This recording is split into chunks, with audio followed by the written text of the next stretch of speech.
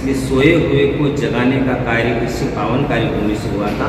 इसलिए यह जागृत करने वाली पावन कार्य पुण्य भूमि हमारे लिए विशेष वंदनीय और पूजनीय है। तो गुरुदेव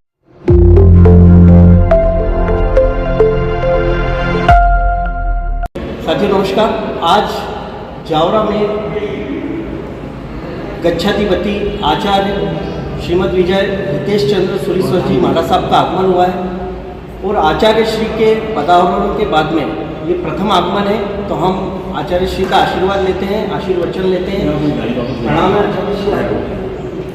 तो पहले तो आचार्य जो परंपरा है उसमें आपका आगमन हुआ है जावरा में, तो जावरा के लिए क्या संदेश है? सबसे पहले तो मैं आपसे प्रार्थना करूँगा। जावरा तो हमारी पाठ परंपरा की मुख्य स्थली रही हुई है और हमारे आद्य पुरुष जो हुए हैं दादा गुरुदेव प्रभु श्रीमती राजेंद्र सूरीश्वर जी महाराज साहेब, जिन्होंने इस पावनकारी पुण्य भूमि पर विक्रम संवत 1925 में गिरफ्तार करके समाज में एक नया संकनाद किया था और जागृति उन्होंने लाई थी। और उस जागृति को लाने के बाद में पाठ परंपरा में समय समय पर जो है निरंतर ग्रंथों का आगमन होता रहा और आचार्य पर लाभ होते रहे। उसके बाद में इस पाठ परंपरा में आने के बाद में सभी ने उन आद्य गुरुमत्व के आशीर्वाद से अपनी अपनी सामर्थ्यता के आधार पर गुरु कृपा से शासन के कार्य करते हुए इस शासन एवं गुरुवच के नाम को दीपायमान किया है। इस भूमि पर आने के बाद में तो यूँ ही हमें एक अलग ही ऊर्जा प्राप्त होती है, एक प्रसन्नता प्राप्त होती है और मन में खुशहाली ऐसी लगती है कि जैसे आज कोई व्यक्ति अपने घर पर आता है तो आने के बाद कैसी खुशी होती है, वैसा ही एक अपनापन लगता है क्योंकि हमारे आद्य गुरु परंपरा रही हुई है, सभी आए हुए।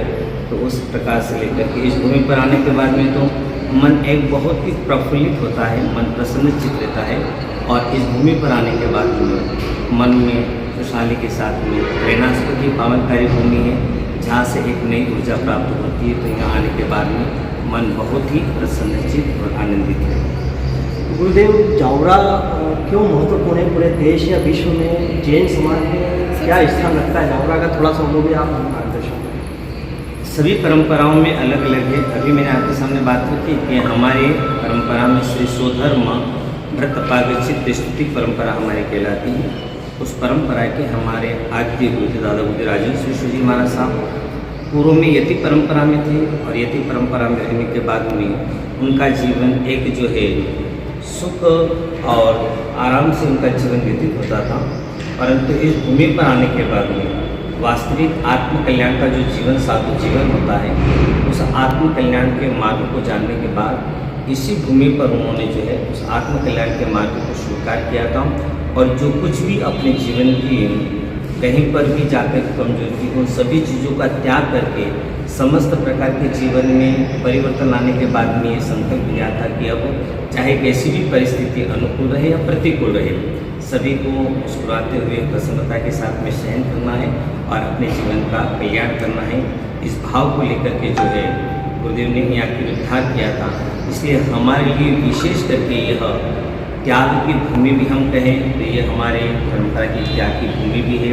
और यहाँ से ही एक समाज के अंदर उस समय के अंदर जो है विक्रम संवत 1925 के पूर्व समाज के अंदर काफ़ी सुप्त स्थिति आ गई थी और उस सुप्त स्थिति के अंदर विक्रम संवत 1925 में गुरुदेव ने गिरधार करके सुप्त स्थिति के अंदर जागृत स्थिति बना करके संपूर्ण समाज को जागृत बनाया था। इसलिए सोए हुए को जगाने का कार्य इससे पावनकारी भूमि से हुआ था। इसलिए यह जागृत करने वाली पावनकारी पुण्य भूमि हमारे लिए विशेष वंदनीय और पूजनीय है। तो गुरुदेव, जावरा जैसा आपने बताया कि जैन परंपरा में सिद्ध स्थली है, तो यहाँ पर भगवान महावीर की जो शिक्षाएं हैं, जो उनकी परंपराएं हैं, उनको और आगे बढ़ाने के लिए कोई ऐसा प्रकल्प आपके योजना में है कि जावरा में कोई बड़ा विद्यालय जैन परंपरा का या कोई ऐसा जो पूरे देश या विश्व में एक जो है आदर्श बने? देखिए, ऐसा है कि जैन समाज में मात्र एक समुदाय नहीं है। जैन समाज में अनेक संप्रदाय वर्तमान में है। एक समय हमारे जैन समाज में 84 गच्छ थे, वर्तमान में लगभग 7 से 8 गच्छ बचे हुए हैं। और उसके बाद में उसमें भी विविध शाखा होने के बाद में संप्रदाय अलग अलग है। तो यहाँ पर भी सभी अलग अलग मान्यता वाले हैं। परमात्मा महावीर के तो सभी अनुयायी हैं, परंतु संप्रदाय की दृष्टि से सभी अलग अलग मान्यता में हैं। आज इस प्रकार के जो आप कह रहे हैं, इस प्रकार के कार्य को करने के लिए एकता, समन्वयता, आत्मीयता की इसमें आवश्यकता लगती है पहली बार। दूसरी, शिक्षा के कार्य को करने के लिए ग्रेजुएट लोगों की आवश्यकता लगती है, लाख पैसे वालों की भी आवश्यकता रहती है, परंतु वो आर्थिक सहयोग कर सकते हैं। परंतु यदि इन संस्थाओं को संचालित करना है तो संचालित करने के लिए पढ़े लिखे ग्रेजुएट लोगों की आवश्यकता रहती है। ग्रेजुएट का संगठन यदि होता है तो ये संस्था का संचालन श्रेष्ठ रूप से हो सकता है।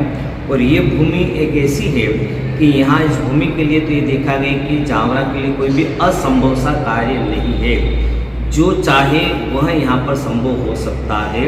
यहाँ असंभवता की तो बात करते आती ही नहीं है। यदि जावरा सोच ले कि हमको ये करना है तो वह निश्चित रूपेण हो सकता है। और आपने जो कहा है उसके लिए भी विचार विमर्श करेंगे, सोचेंगे कि अच्छे से अच्छा कोई ऐसा कार्य हो जो जनहितार्थ के लिए, परमार्थता के लिए और शिक्षात्मक के लिए, जो आने वाली पीढ़ियों के लिए कई संस्कारता का बीजारोपण हो सके, ऐसे कार्य कर सके। इसलिए आपकी जो भावना उसके लिए भी हम चिंतन मनन करके आपस में विचार विमर्श करके जरूर ऐसी कुछ भावना को रखेंगे कि ताकि आने वाली पीढ़ियों के लिए, जो वर्तमान समय के अंदर हमारी पीढ़ियाँ जो है भारतीय संस्कृति के आधार से पलट करके जो है पाश्चात्य संगति की ओर जा रही है, तो पुनः जो है वो अपने धर्म के मार्ग पर आकर के और अपने भारतीय संस्कृति के आधार पर जुड़ करके अपने जीवन के अंदर कुछ प्राप्त कर सके। ऐसी मिलजुल करके जरूर इसके लिए कुछ करने का कुछ पहल जरूर हम लोग करेंगे। बहुत अच्छी बात है, गुरुदेव का हमें आशीर्वचन मिला है। और आप और भी कोई आशीर्वाद वचन देना चाहें तो आचार्य श्री हमें। बस आप सभी, आप तो मीडिया हैं और आप चाहें, मीडिया का काम ऐसा है कि किसी को चाहे तो बहुत ऊंचा भी उठा सकते हैं, चाहे तो किसी को ऊपर उठे हुए नीचे भी गिरा सकते हैं। और मीडिया के माध्यम से हम यही चाहेंगे कि विविध प्रकार की बातें आप लोगों तक पहुंचती हैं, परंतु मीडिया के लोगों को विशेष करके इन बातों पर थोड़ा ध्यान देना चाहिए कि जो श्रेष्ठ हो उसका अधिक से अधिक प्रचार होना चाहिए, परंतु कहीं पर भी श्रेष्ठता के रूप में यदि न हो, उस बातों को अधिक प्रचार के बजाय उस बात को वहीं पर गौण कर दे, ताकि आने वाले लोगों के ऊपर शंका, कुशंका की स्थिति न बने। दुनिया में भी मति भिन्ना अनेक प्रकार के मति वाले लोग होते हैं, सभी प्रकार के लोग होते हैं। हर व्यक्ति को अपने समान बनाया नहीं जा सकता है, इसलिए कोई सभी प्रकार के लोग रहते हैं। दुनिया में सभी प्रकार के लिए तो मीडिया के माध्यम से अच्छी से अच्छी बातें हम सभी दूर पहुँचाने की कोशिश करें, और कोई गलत है उस बात को वहीं पर पूर्ण करने की कोशिश करेंगे तो अति उत्तम रहेगा। बहुत बहुत प्रणाम है आचार्य श्री। हम आगे और भी जावरा को सानिध्य मिला है आपका, तो हम आपसे और संवाद आशीर्वचन देते रहेंगे। बहुत बहुत प्रणाम। बताएं सर, क्या संदेश देना चाहेंगे? आचार्य श्री का प्रथम आगमन हुआ है जावरा में, आप क्या कहना चाहेंगे? परम पिता परमात्मा राजेंद्र सूरी जी महाराज साहब के चरण कमरा में वंदना। परम पूज्य आचार्य हेमेंद्र सूरी जी महाराज साहब, उनके शिष्य रविंद्र सूरी जी महाराज साहब एवं ऋषभ चंद्र सूरी जी महाराज साहब के पदर हितेश चंद्र विजय जी महाराज साहब की आचार्य पदवी बहुत शान शौकत के साथ में भिनमाल में हुई। और हम तो यही चाहते हैं कि आप जिन शासन के ऐसे ऐसे कार्य करें जिससे हमारा ये त्रिस्तुति समाज राष्ट्रीय लेवल पे अच्छा दिखे। और मैं आचार्य श्री जी के जो आचार्य पदवी हुई उस टाइम में मैं वहाँ भी मौजूद था, मतलब हजारों की पब्लिक थी। हर मध्य प्रदेश के हर गांव से, हर जिले से करीब करीब एक एक बस आई हुई थी, और इतनी शान शौकत से हुई।